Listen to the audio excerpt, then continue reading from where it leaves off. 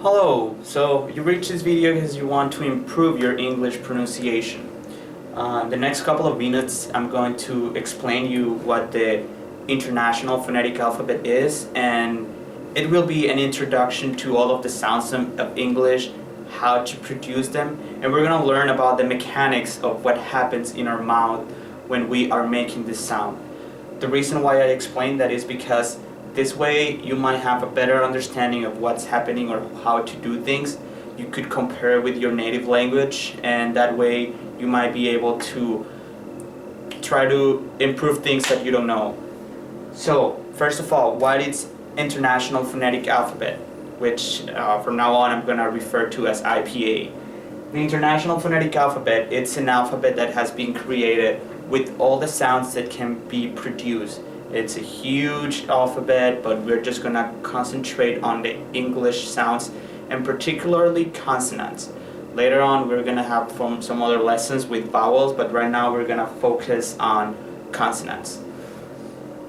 So English might be a very confusing language for somebody who comes from, for example, somebody who is a Spanish speaker, especially because in Spanish we have only a letter that represents one sound. However, in English, it's not always the case.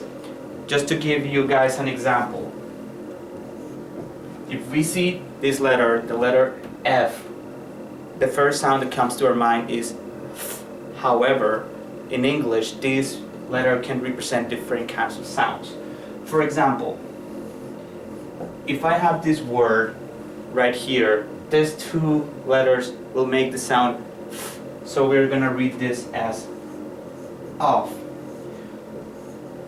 Whenever I write two brackets between a word, it means the pronunciation, okay?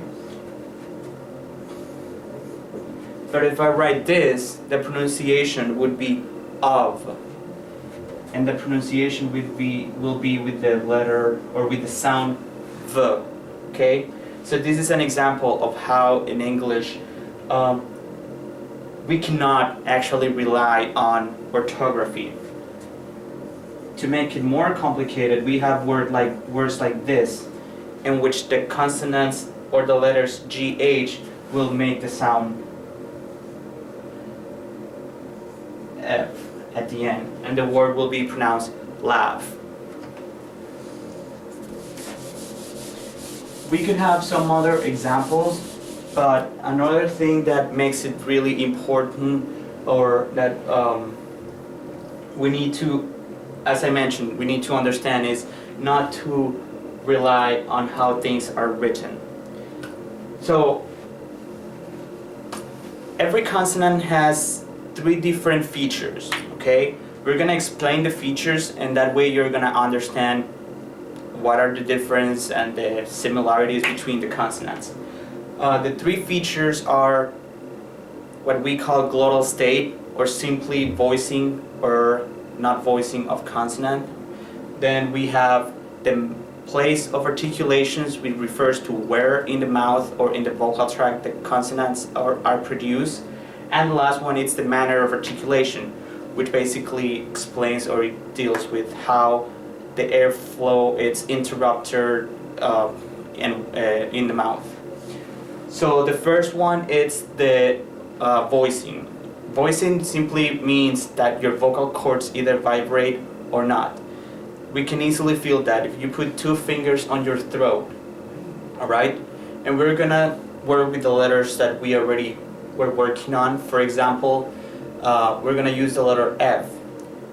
You can continue the sound and you're gonna see that there's no vibration. You can put it in here and just go. So as you see, there is no vibration in here, you cannot feel it.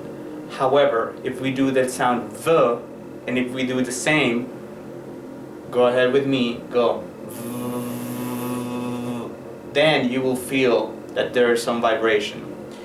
So if you see my lips and my teeth are in the same position, it's because these consonants are, let's call it sisters, because they have the same place, the same manner. However, what makes it different is the vibration of the vocal cords.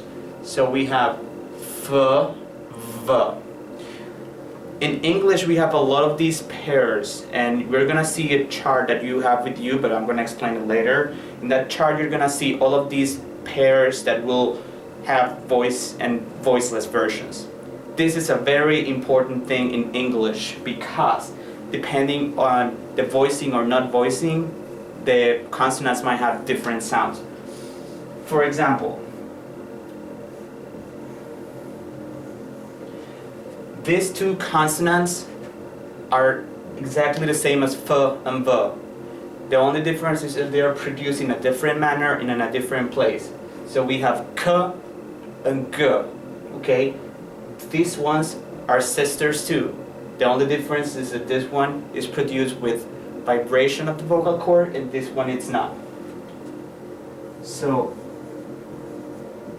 when I have words like this, okay, we have to be very careful that we pronounce this as it's supposed to be. We have to pronounce in here back, and in here we have to be certain that we are pronouncing bag, and that there is time for those vocal cords to vibrate. Otherwise, we're gonna be saying the same thing. So this is what makes it important when it comes to vibration of the vocal cord or voicing. All right, moving on to place of articulation. This is where in the mouth the sound is produced, okay? So in here we have this nice picture. In here we have the vocal cords and all of the places in the mouth in which the English language has produced its vowel. Remember, we're talking about English. There are some other languages in which there are a lot more and a lot of different combinations. So let's start with the front of the mouth going to the back. The first sound that we're gonna see are the bilabial sounds, in which basically two lips comes together and they either stop the sound or make it go or whatever, but it happens in this area. For example, we have the letters P, B, M, okay? We are using our two lips. The next sound is what's called labiodental, because we're using our lower lip with our upper teeth, all right? And we have sounds like F and V, which were the ones that we were seeing before. The next one is an interesting one. It's called interdental. There's just a few languages that have this sound or few dialects. English is one of them. So we have in English two sounds, the and the. For example, when we say the or when we say those, right? You put the tongue of your tip between your teeth, okay? Usually Spanish speakers do not have that sound, but Spanish speakers from Spain do, right? The next sound is called an alveolar sound. If you see on the beginning of the roof of your mouth, you have this little thing that is ridge, okay?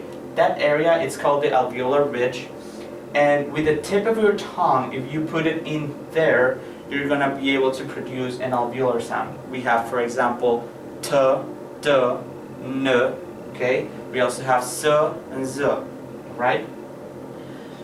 And then the next one, it's called the palatal sound. And it happens in the hard palate, which is pretty much the roof of your mouth, okay? We usually use the middle of our tongue and we raise it all the way up, okay? So we have sounds like je in English. In Spanish, that will be the sound ñ, okay? But that doesn't exist in English. The next sound, it's called a velar sound. The velum, it's the area, the soft area of the back of your let's call it throat or way here, in which we put the back of our tongue there and we make the sound. We have, for example, the ones we had an example, k, g, n, for example. All right, this in here is interesting. This area in here, we're not gonna come back to the picture, but this area in here is the ones that lets the air go through the mouth, because this area in here is the mouth. Okay, so if we close this in here, the air is gonna come this way, and if we let it open, it's gonna go through the nose, and that's gonna be important for when we talk about manner of articulation. All right, the last place in which English produces sound is in the glottis, so this area in here. We have two glottal sounds in English, and one of them, for example, is ha, okay? Sound of the letter H, usually, all right? So this is the place in which things happen, or sounds happen in English. And the last thing we're going to see is the manner of articulation, okay? Manner of articulations is the way the air is disturbed while we are producing a sound. So in here we have a chart with mostly all the English consonants. There might be a different, depending on dialects, there might be some other sounds, etc. But let's focus on these, which are usually the ones for standard American English, okay? So if you see on top, we are going to have all of the places we already discussed in the previous, or I just explained. Bilabial, labiodental, interdental, and so on, okay? In a box in which you see two letters or two consonants, this is gonna mean that the one on the left is the voiceless version and the one in the right is the voiced version, okay? And then we have 6 manner of articulations. The first one I'll call stops, okay? A stop, it's a sound in which the air completely stops. It's an abrupt stop of air, and that will make the sound. So we have, for example, p, b, t, d, k, g.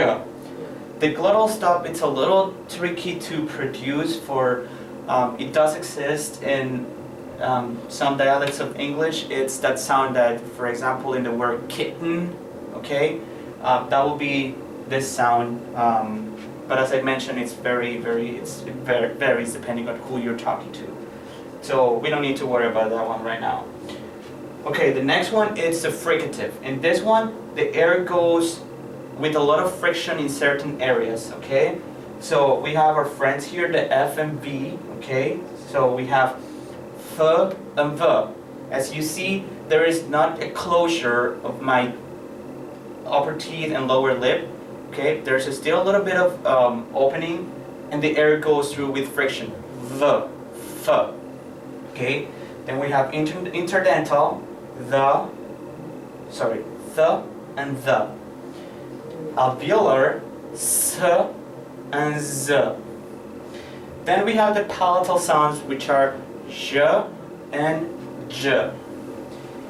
And then we have our glottal sound, which I talked about before, ha. Right? Affricate sound, to make it easier or simpler to understand, is just a combination of a stop and a fricative. So we have ch and j. Okay, so you're combining this t sound with this j sound, and we make ch, and then this d sound with this j sound, and we make j, right? So when I explained on the picture before about the nasal, this is the reason why. We have nasal sounds in English, and if you see, nasals are produced in the same places in which stops are produced. The only difference is that our nasal tract is open, so the air goes through the nose. So we have m, we have n, and then we have ng, right? So the next manner is called liquid, and pretty much this is just the L's and the R's of a language. So we have in here alveolar. In some places you might know this as a lateral sound because you put your tongue tip on, or you put your tongue on the alveolar ridge and you let the air go through the lateral parts of your mouth. So you have oh, right? And then we have a retroflex. A retroflex simply means that your tongue is curved all the way up. So we have the R sound in English. You kind of put your tongue back and you make all right? So these are the two sounds. And the last ones are called glides. They're also called semi-vowels. When we talk about vowels, you're going to realize why. Pretty much a vowel is just a sound that does not allow or let the air go freely without any obstruction, as in a consonant. But it's also called a glide because your tongue actually have to move and it glides, okay? So we can say that there's no obstruction, so they can be called also semi-vowels. So, but well, we have this one, and if you see, we have this sound in the bilabial or in the labial area and on the velar area, because we actually use both to produce w. If you see, my lips are rounded and the tongue is moving inside, and it's moving from the back to, okay, w. Alright, so this is the reason why it appears in two. Do not get confused. I didn't make a mistake. And the last one, it's the y sound, okay? It's a palatal sound, and it also includes, or you have to move your tongue inside, y. Alright?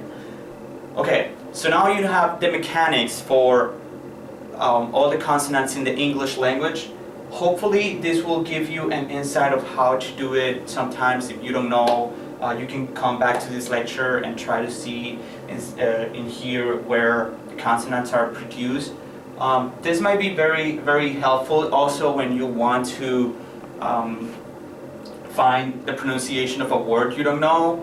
A lot of dictionaries use IPA transcription at the beginning of the words, and attached to your worksheets there is a website I'm gonna give you guys, in which you can go there, type a word, and you will get the IPA translation, and that will be very helpful for you if you don't know any kind of word. So if you like this video, you can either send me a comment or an email. If you have any questions, I'll try to answer your questions. So thank you.